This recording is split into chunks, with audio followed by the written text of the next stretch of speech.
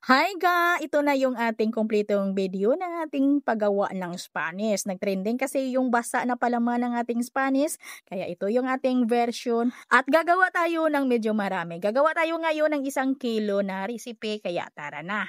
At gagawa tayo ng 2 flavor ng palaman. So dito ay unahin natin gawin yung palaman natin. Meron tayong 1 1/2 cup ng light brown sugar at haluan ng 1 1/2 cup din na margarine. And din haluin lang talaga natin yan ng mabuti. Maglagay lang tayo ng 1/2 cup na 3rd class flour and then haluin natin ulit. At pag ito'y halong-halo na, ihatiin natin sa dalawa yung ating palaman kasi gagawa tayo dito ng 2 flavor. Yung isa dito ay lagyan natin ng chocolate flavor at yung isa ay classic lang. At dito nilagyan ko lang ng mga 1/2 tablespoon ng chocolate flavor at 1 tablespoon na cocoa powder. And then haluin lang ng mabuti at itabi lang muna natin. Okay na yung ating dalawang palaman. So dito naman tayo sa ating dough. So dito meron akong 1 kilo na first class flour. Lagyan ng 1 tablespoon ng yeast at 1/2 tablespoon na bread improver.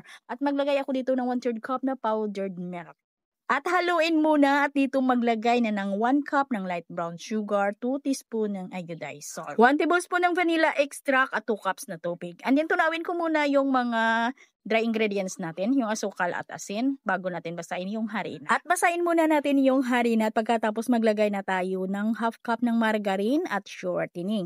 Bali sa 1/2 cup natin dito ay pinaghalo ko lang yung shortening at margarine. At masahin natin ito ng mabuti. At itong aking dough mga ga ay ipadaan ko ito or pakinisin ko ito sa dough roller. Kung wala naman kayong dough roller machine at yung spiral mixer, ay pwede talaga na masahin nyo lang ng mano-mano. At basta pakinisin nyo lang ng mabuti ang inyong mga duha at yung sa ganun ay maganda din yung texture ng ating tinapay at maganda din yung alsa. At bago ko ito ipadaan sa dough roller machine ay hatiin ko muna yung ating dough kasi sa isang hati dito ay maglagay ako ng kulay ube. At pagkatapos ko itong pakinisin ga, ay diretso ko na ito pinutol. Pinutol ko lang ito sa 30 grams lang. At dahil malambot lang naman yung ating dough, ay pagkatapos putulin, ay pwede na natin itong palaparin upang lagyan natin ng palaman. At dito sa plain natin na dough, ay ito yung ilagay natin na palaman yung ating flavor chocolates. At ansyahin lang natin yung ating palaman na maging balance lang po sa laki ng ating dough na hindi masyadong madami at hindi din masyadong kaunti.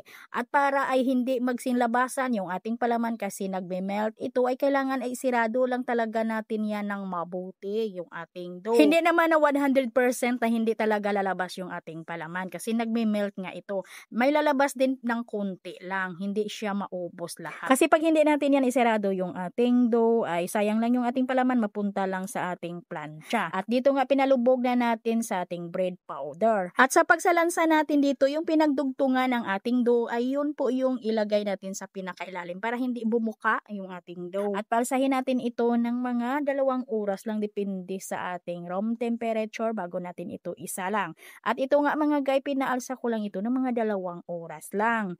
At niluto ko ito sa may 180 degrees Celsius, yung init ng ating oven. Niluto ko sa loob ng 15 minutes. At ang bintahan dito ay 3/4 at pero depende pa rin ho yan sa ating costing. At kung gagawa ka dito ng kalahating kilo na ng harina, ay hatiin mo lang yung ating recipe ha, yung ating ingredients ng dough at sa ating palaman.